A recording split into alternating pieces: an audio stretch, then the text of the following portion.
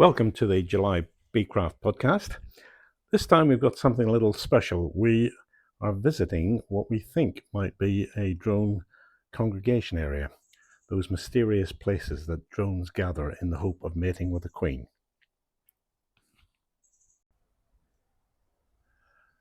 Well, I don't know what temperature it is here today, Richard, but you've dragged me all the way here. It must be at least mid-20s. It's a gorgeous Friday in the middle of June, and you dragged me all the way here because you heard some buzzing a week or so ago. I did. I came here with David Wainwright, who's a commercial beekeeper. Anyone who's bought honey from Marks and Spencer's may well have bought a jar of his honey, either from Wales or from Scotland or from Zambia or from here. We're on Salisbury Plain, the southern edge of Salisbury Plain. There's a glorious view over to the White Horse at, where's that? Alton Barnes. Alton Barnes. That's I reckon right. It's about 10 miles away. Absolutely. You can see it as clear as day. It's Well, it is splendid. day, isn't it? Yeah, it's beautiful. And I live about 10 or 12 miles away, and I would have been jolly glad of that last night because we went to sleep to the sound of the guns of Salisbury Plain, which even from that distance can make a tremendous noise.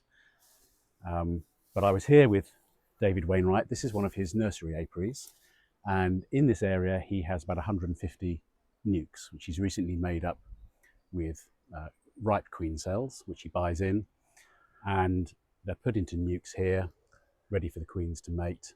And once they're mated, those nukes will be built up, ready to go out onto Salisbury Plain as full-size colonies next year. But of course, where there's a lot of queens, there needs to be a lot of mating. And I was pretty convinced when I was here, I don't have quite the nose that you do, Stephen, for DCAs, drone congregation areas, but we were standing in this field which has just been mown, which was full of sandpoint, and there was a tremendous roar, which I was pretty sure was the sound of drones mating. So that's why we're here today. Yeah, and I first look, I thought, yeah, this is where I'd look for a DCA in this sort of area. It's a classic. Yeah. It's on the top of the hill. We won't mention it, so we won't give away exactly where we are, but it's on the top of a hill. There is higher land around. We're on the chalk, and there's a gorgeous slope going down, and the breeze is coming in. I think that's from the southwest today, which is great, which is about, I don't know, 15 kph, I suppose, at the moment. And I would say this is perfect DCA territory. Yeah. If there's not one here, I'm going home immediately. Well, it's funny because this goes to show how well I think you know the subject now, because I told you that I'd been here and I told you the approximate location, and you looked it up on a map and you sent back an X saying this is where I think the DCA is. And lo and behold, that's exactly where I had been standing with David when I thought I heard drones. You know, literally to within a few meters is where you put the X, and that's within a few meters of this apiary as well. So we're a little bit early at the moment. We've just gone 2:30. I think the peak's going to be maybe as late as 3:30, but today, no, maybe earlier, 3 to 4:30. I think we should really have a good buzzing for listeners of the podcast to hear. Of course, famous last words, never work with children or animals. And we're working with children in the apiary, all those young bees, and the wannabe adults. We'll see what happens next. Well, just on the brow of the hill over there are 4 observation towers from what's a large military base. So I'd be interested to know what they will make of these two characters stalking around on the crown of a hill with a tall rod, very close to some communication antennae. Yeah, I did think of bringing the UAV drone with me, but I definitely wouldn't fly it here. I think would be ousted off the land pronto.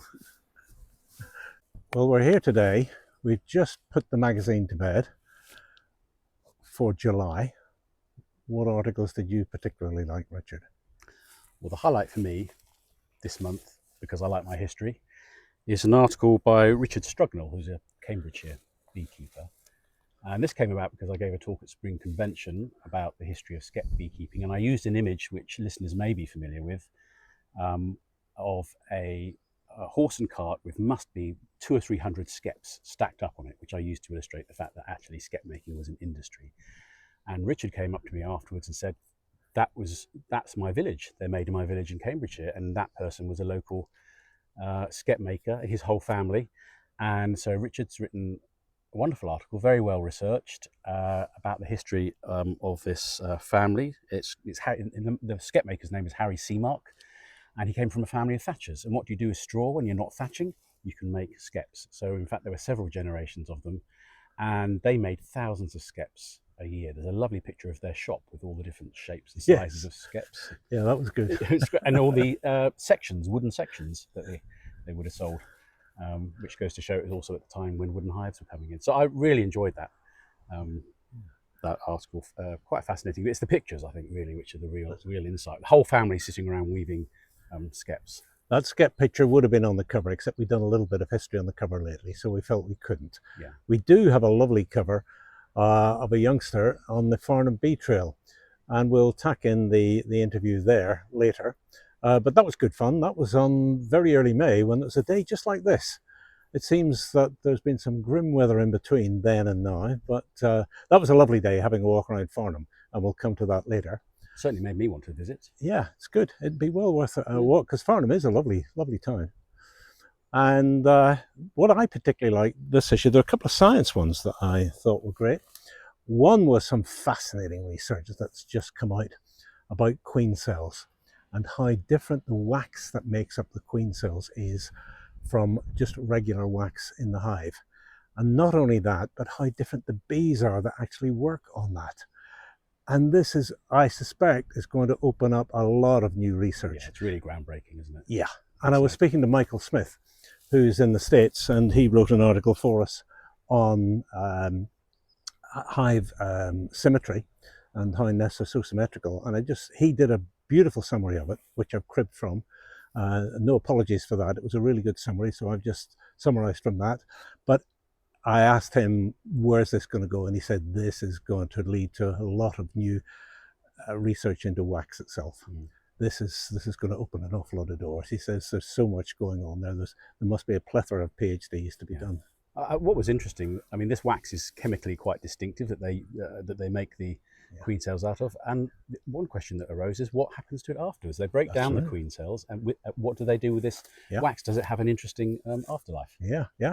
And they did a really good experiment as well in terms of building cells with queen cell wax, as it would normally happen, and then forcing the workers to use worker wax. And the result was somewhat different queens. The queens that were in the queen cell wax were longer lived and probably had some different qualities as well. Anyway, beautiful piece of research and going to open a lot of doors. Then the other one I liked was from the other side of the world, Kyle Atkinson, who I met at Apamundia in Copenhagen last October. And he's done some terrific research. He started off just by wanting to combat wasps, which are a real problem in New Zealand. They're an introduced species there.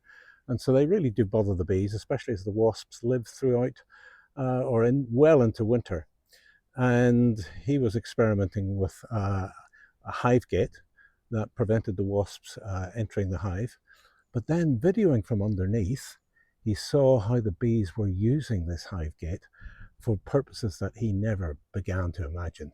And he's now researching that. So we've got some of his findings in there. I thought that was really good. Again, telling us something completely new that we didn't know about before. We've come to the center of the DCA, and already it's so obvious it is a DCA. I'm sure our microphones aren't going to pick this up, but we can already hear the drones above us without even raising the lure.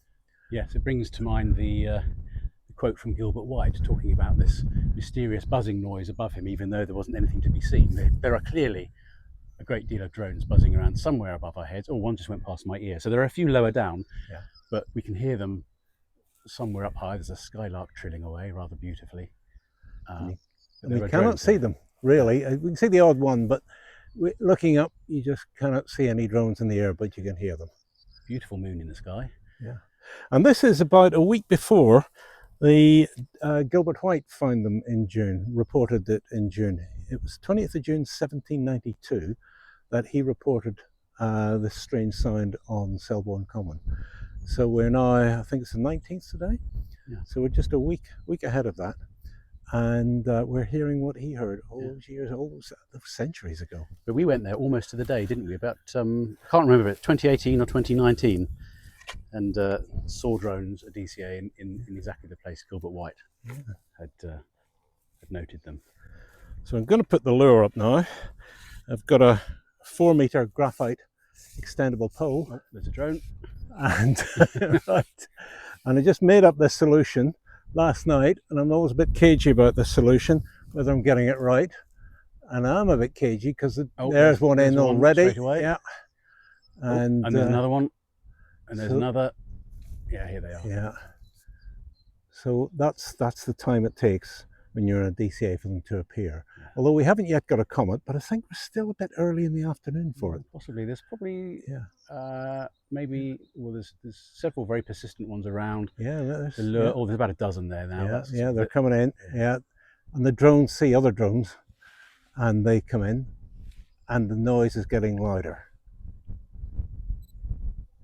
In fact, what I'll do in a second is I will clip the microphone onto just below the lure, so that our podcast listeners can hear what we are hearing quite distinctly down here.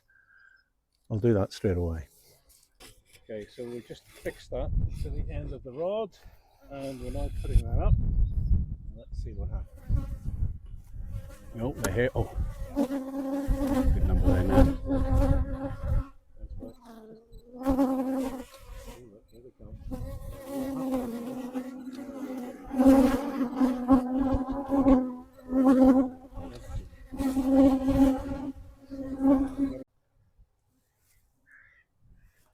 We've just re-listened to that recording, and that sound that you're hearing is not quite what we're hearing. They're getting so close to the mic that they're bashing it around a bit and creating a bit of a tinny noise.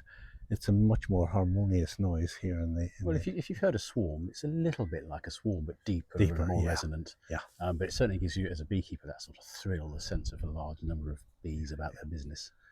And with a swarm, you just tend to hear bzzz, and then it's gone. At least they're hanging around. Yeah, well, with the drones, they come and go, don't they? They will circle you, and then they'll come into the lure, and there's a sense of the noise suddenly building up to a crescendo, and then they're off again. They break up their cluster, and then they come back again.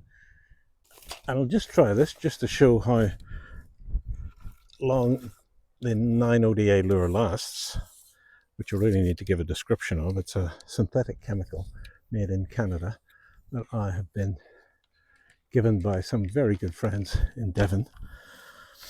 And this was out about a month ago, this particular lure, and it had a little fresh dose then, and it's still acting.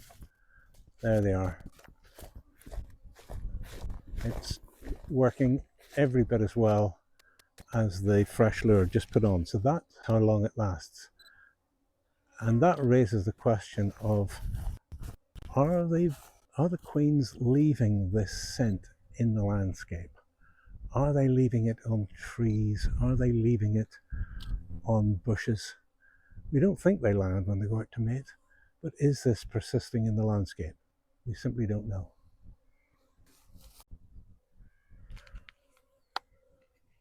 It's just gone 4:30 now. We're standing in the shade, but still the drones are flying, and three have just come to investigate the lure that's leaning up against the car in the shade. It's been a good day. It has. It was. We went into the apiary, and Stephen put the lure very close to some of the large production hives there, some of the colonies, and not a snifter of interest from anything within those hives. The drones are active and looking for queens away from the hives, it seems, out here. But we did find a few in the apiary when we raised the lure high. It just shows you that this 9ODA, they can smell it all the time in and around the hive, so they probably just take no notice. Yeah. It's when they're finding it out of context, they're going, whoa, there's something going on here. And that's when they really get interested in it. But I've done that several times, put the 9ODA lure in front of the hive, and no reaction whatsoever. Not even a stinging reaction of get that out of the way. And before we tell you what's coming up in some future issues, here's an excerpt of that chat I was having with Juliet Evans and Sharon Brooks as we walked around the Farnham Bee Trail. We're standing here in the library gardens, the Farnham Library Gardens, overlooking some fenced off areas, some wilderness areas, and some terrific colours going on. Well, tell us about this. Well, we left this area specifically because of the large amounts of green alkanet, and you can see that it's been left completely undisturbed apart from a very small path that wends its way around.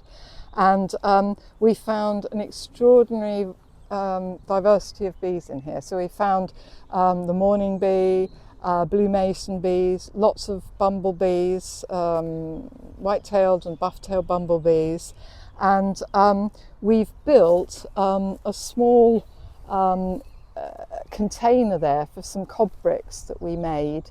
What's a cob brick? Well, it's a brick that, it looks like a brick, but it's made out of local clay and some straw and some bit of sand. And we had a children's workshop, and they sort of mash it all up and get terribly mucky in the process and shape it into a brick. And then they make holes in it, different sizes, where the bees can nest, and we've seen them going in there and using it. Well, I suppose it's a bit like a bee hotel, but it's specifically, you know, for types of mason bee, and we've seen the blue mason bee going in there as well. And we've got the birch logs as well, which have got holes in them, so that will form part of a stumpery as well. So yeah, it's a great area it's one of the best areas, I would say, in the garden for the wild bees at any rate. So you can sit in the library, as we can see somebody today, just sitting there working, looking out over this area. Yeah. What sort of comments do you get? Well, I think a lot of people are very supportive and they like looking out over it. I think the people who are used to more traditional gardening would throw up their hands in horror and say, oh, can we tidy it up? But in fact, once you talk to people who are walking around, if we're working in the garden, and explain what we're doing, they're actually very supportive. So I think they only just need to have it explained to them why we're doing what we're doing, and that a neat garden isn't particularly good for biodiversity, and the more we can do to support them, the different species, particularly the bees here, the better. And that means leaving it, just letting it grow and not interfering with it. So I think it's a question just raising awareness and you know, showing people what can be done. And it's beautiful. It doesn't need to be tidy to be beautiful. And this is just the second year of the project. Yes, yes. What do you think impact is it having on the population of Farnham? Well, I think a lot of the population don't know that this garden is here, but when they discover it, they will obviously know it and get to know it. It's being shared with nature because, you know, people like to sit here and have their lunch. There's a recreational area down the bottom.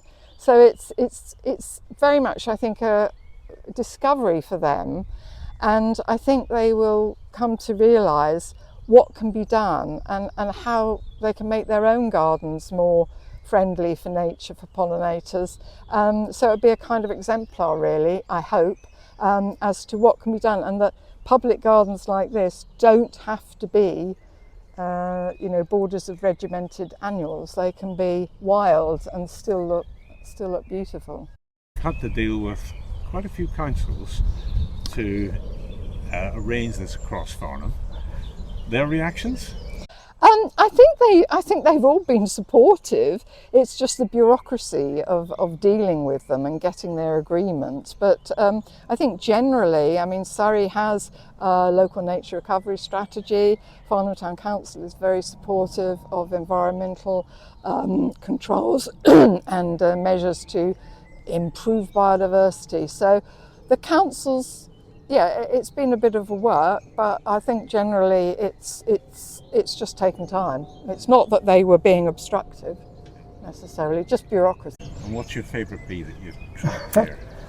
I think my favourite's probably the early bumblebee, because it's got really nice peachy tail and different stripe at the front of the thorax, and getting to know all of the different ones has been really a remarkable process for me over the last 2 years, and I just enjoy it so much.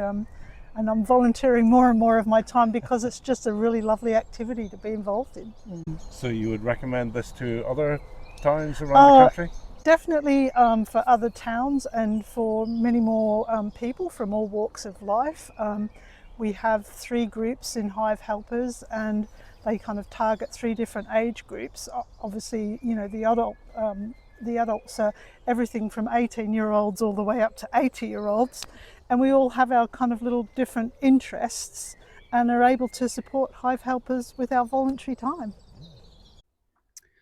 Well, it's summer now. It's the height of summer almost, which is the time we always look forward to as BeeCraft editors, because it's when we get out and about, visit people, see their bees, come to places like this to witness DCAs, hopefully, and generally neglect our own bees in the process.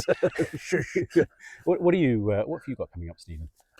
There's been some terrific research going on at Cambridge that involves a game that children play, and it's revealed research clues, things that we should follow the research about how bees combat disease in the hive.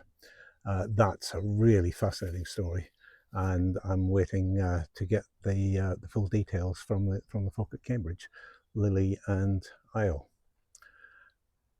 I'm also off to IMYB. Actually, I'm leaving on Monday, a few days from now, going to IMYB in Belfast. So that's all getting very exciting. And we've got the home nations teams, a little spread of them and their pictures. And one of the mentors, an experienced mentor, said to me when she saw the spread, she said, "Wow, that is fantastic. Look at the quality that's coming through now." So I think beekeeping in this country, in these islands, is really on the up with youngsters. I've got quite a few things coming up, which will make for interesting articles, I hope. But this week, I went to South Wales to visit. Stephen, do you know what a myrmecologist is? No, but I think I'm going to know in a minute. Well, it's a strange word, and it doesn't appear to relate to what it means, I think. Anyway, it's not about mumbling. A myrmecologist is somebody who studies ants. Oh, I thought it'd be something to do with formic something or other, because that's a Latin name that's used a lot for species of ants. So I went to see someone called Kevin Henry, who lives in South Wales, who is really into his ants, and he's got a fascinating array of ant farms in his living room. He has a very tolerant wife, as some of us beekeepers does he still have her? Anyway, that was very interesting, but that wasn't why I was there. Kevin is also very interested in bumblebees, and he has perfected a way of building and placing wooden nest boxes to encourage bumblebees to nest in his garden. He had 5 different species of bumblebee nesting in his garden, which, if anyone has ever tried to encourage bumblebees to nest in the garden, you'll know that that's quite an extraordinary thing. I've been trying for years, and I'm very lucky if I ever get a bee interested in a nest box. So that was interesting. So that article will be coming up hopefully in the next couple of months, or maybe over winter, and we'll print some plans. Kevin's kindly agreed to let us have the plans for his nest boxes, so maybe people can build their own in time to invite queen bumblebees into their gardens next summer. I hope you all have a good summer. May your supers be brimming with honey. May your back not hurt too much lifting that. Well, it's a good sign if it does. A sign for who? See you next time. Bye.